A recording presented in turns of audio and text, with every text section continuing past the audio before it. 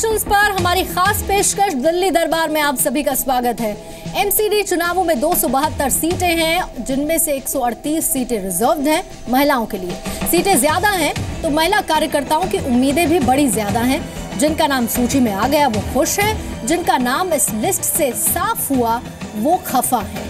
भीड़ बीजेपी दफ्तर में ज्यादा थी और इसीलिए वहां पर रोष भी ज्यादा था, गुस्सा भी ज्यादा था। टिकट कटने से नाराज महिलाओं ने जब हंगामा किया, उस वक्त जी न्यूज रिपोर्टर मौके पर मौजूद थे। ये वीडियो हमारे कैमरे से ही रिकॉर्ड हुआ है और इसीलिए खबर पूरी तरह से पुष्ट है। वीडियो पर आप भरोसा भी कर सकते हैं। खबर में हमने उन लोगों से बात भी की जो टिकट कटने से नाराज थे, यानी कि पूरी तरह से इस खबर पर आप भरोसा कर सकते हैं। वो बेटे हैं जो यहाँ पे काम कर रहे हैं। जब कोई काम बेमन से होगा तो बीजेपी की हार भी हो सकती है, लेकिन पार्टी हमारे साथ न्याय नहीं करेगी तो हम घर से बाहर क्यों निकलेंगे? किसके लिए निकलेंगे बताओ जरा। बागी, दागी और टिकट का टेंशन।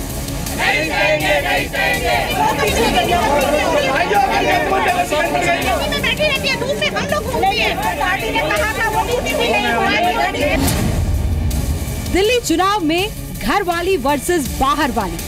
पार्टी ने बिल्कुल एकदम बहुत ही गलत लोगों को दिया है। जो पार्टी ने बोला था हम इनको नहीं देंगे, उनको नहीं देंगे, उन्हीं सभी लोगों को उन्होंने दिया है।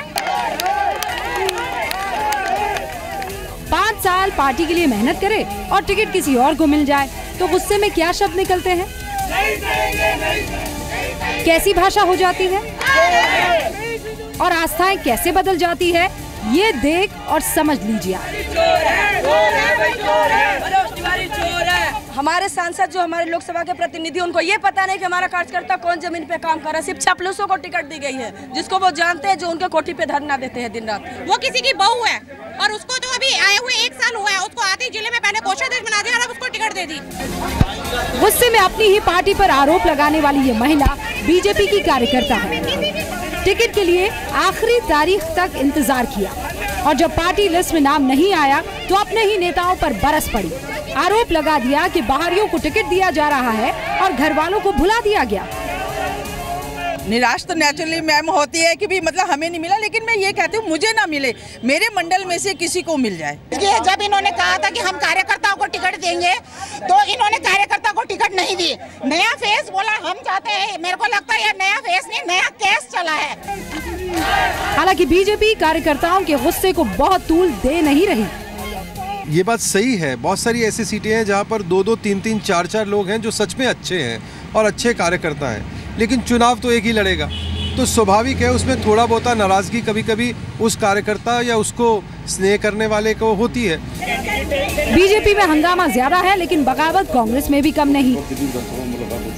वैसे कोई नाराज़गी नहीं है पार्टी से, लेकिन मुझे इस बात का अफसोस है कि जिसे टिकट मिला वो टिकट जो है किसी वर्कर को नहीं मिला, बल्कि एक ऐसे शख्स को मिलता है जो 1 महीने पहले पार्टी में एंट्री करता है और सिर्फ दावेदारी भरता है आके पार्टी में।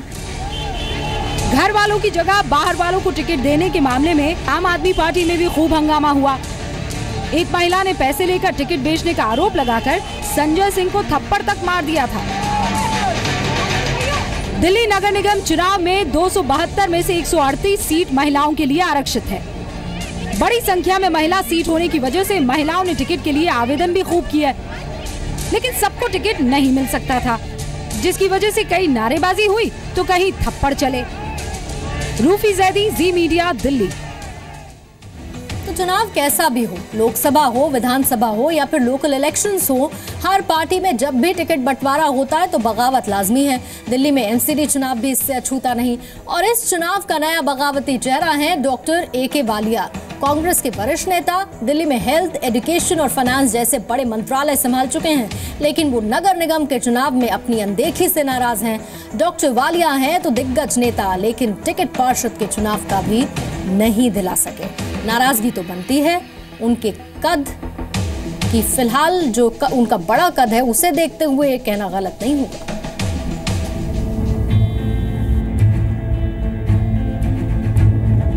दिल्ली में शीला दीक्षित की सरकार के दौरान की ये तस्वीर बताने के लिए काफी है कि AK वालिया कांग्रेस में क्या रसूख रखते थे, लेकिन समय बीतने के साथ उनके रसूख में कमी आ गई। इतनी कमी आ गई कि आज पार्टी से इस्तीफा देने की नौबत आ गई। शीला सरकार में स्वास्थ्य, शिक्षा और वित्त जैसे मंत्रालय संभाल चुके AK वालिया ने आरोप लगाया कि पार्टी में सिस्टम पूरी तरह से खत्म हो चुका है। छुटभइये नेताओं का कब्जा हो गया है। हमारे सीनियर लीडर्स की कठिनाई नहीं है, कठिनाई है उन छोटे लीडर्स की जो ऐसा मौका समझ रहे हैं कि सारी पावर उनको मिल गई है। वो जिसको मर्जी आए यस कर देते हैं, जिसको मर्जी आए नो कर देते हैं। हमारे जो सीनियर लीडर्स हैं वो खासकर जो हम लोग जो जिनकी ज़िंदगी गुजर गई है काम करते करते, उनकी भी बात की वैल्यू समझें। वालिया के इस्तीफे के बाद कांग्रेस के कई नेता उनके समर्थन में आ गए। खबरें आई कि हारून यूसुफ और परवेज हाशमी भी टिकट बंटवारे से खुश नहीं हैं। ये बात सही है कि बहुत जगह पर नजरअंदाज किया गया है लोकल लीडरशिप को, चाहे डॉक्टर वालिया हो, हम हो, क्योंकि हमारे यहाँ भी एक ऐसे कैंडिडेट को टिकट दे दिया गया है जिसको लोकल लोगों में बड़ी नाराजगी है। एक और AK वालिया ने इस्तीफा दिया तो दूसरी ओर हलचल तेज हो गई। लक्ष्मी नगर से आम आदमी पार्टी विधायक ने उनसे मुलाकात की। वालिया जी से मिलने आया था, उनका हालचाल पूछना। क्या आम आदमी पार्टी में ज्वाइन करवाएंगे क्या उन्हें? नहीं, ऐसी कोई बात नहीं है। हमारे क्षेत्र के बड़े नेता हैं, बहुत सम्मान्य हैं और उनकी तबीयत थोड़ी खराब थी, मैं तो तबीयत के चक्कर में। इस घमासान के बीच विधानसभा के पूर्व उपाध्यक्ष और कांग्रेस के वरिष्ठ नेता अमरीश गौतम ने बीजेपी ज्वाइन कर ली। नाराजगी का कोई महज कारण नहीं रहा, सिर्फ आज हमें जहां उपेक्षा हो रही थी तो हमने उस उपेक्षा को ध्यान में रखते हुए पार्टी। किस तरह की उपेक्षा? नेताओं का नाम मिलना, नेताओं का हमारी बात को नहीं सुनना, नहीं मानना। कांग्रेस में टिकट बंटवारे पर भारी असंतोष है। कांग्रेस का एक गुट राहुल गांधी से मिलकर इसकी शिकायत कर चुका है। राहुल ने कार्रवाई का भरोसा दिया था, लेकिन एक्शन न होता देख कांग्रेस में भगदड़ मची हुई है। अश्विनी गुप्ता के साथ ब्यूरो रिपोर्ट, जी मीडिया, दिल्ली। और अब वक्त एमसीडी के चुनाव यात्रा को सेल्फी के जरिए समझने का है, क्योंकि आपके फोन के कैमरे से ली गई सेल्फी एक सिर्फ फोटो भर नहीं, ये आपकी आवाज भी बन सकती है। और इसीलिए सेल्फी से सिर्फ खुद को मत देखिए, जी न्यूज की इस सेल्फी से आप पूरी दिल्ली को देखिए। इस सेल्फी यात्रा में आज हम आपको लेकर चलते हैं दिल्ली के कल्याणपुरी इलाके में। वहां की तस्वीर सेल्फी के जरिए मेरे सहयोगी अमित प्रकाश आपको दिखा रहे हैं।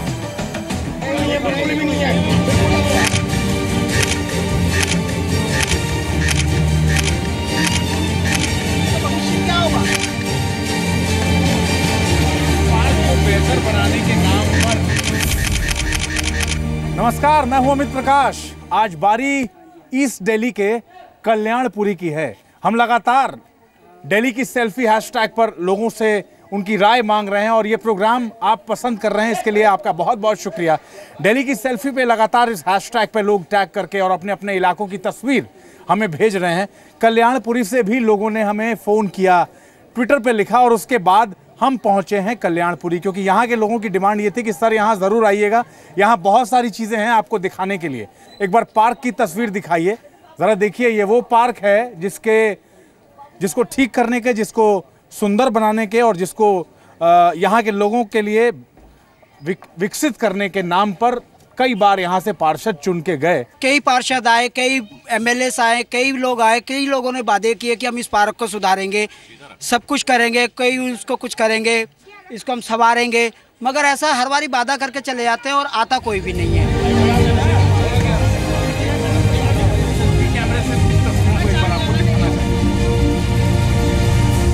कल्याणपुरी के रिहायशी इलाके की एक और तस्वीर ज़रा देखिए एक बार, क्योंकि लोग यहाँ भी लेके आए। ज़रा इस सेल्फी कैमरे से भी इस तस्वीर को एक बार आपको दिखाना चाहता हूँ। ये जो नाला देख रहे हैं ना आप, ये वाला, ये नाला लोग कहते हैं आसपास से कि 3 साल की गारंटी तो हम ले लेते हैं कि पिछले 3 साल से ये साफ नहीं हुआ। निगम पार्षद के पास जाते हैं हम लोग, वार्ड की जनता जो भी जाती है वो कहते हैं कि जी मनोज कुमार जी कराएंगे। मनोज कुमार के पास जाते हैं तो वो कहते हैं जी पार्षद जी कराएंगे, उनके अंडर में आता है। अब इस तरीके से अगर चलेगा वार्ड में 5 साल से ये खेल चल रहा है, कब तक चलेगा?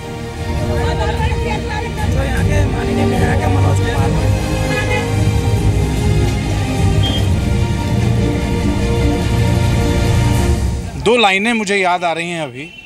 तुझसे पहले जो यहाँ तख्ता नशी था, उसे भी अपने खुदा होने पे इतना ही यकीन था। जो भी कुर्सी पे बैठता है उसको लगता है वो खुदा हो गया। और आपसे एक बात ज़रूर कहना चाहेंगे, लगातार रिस्पांस मिल रहे हैं हमें दिल्ली की सेल्फी हैशटैग पे।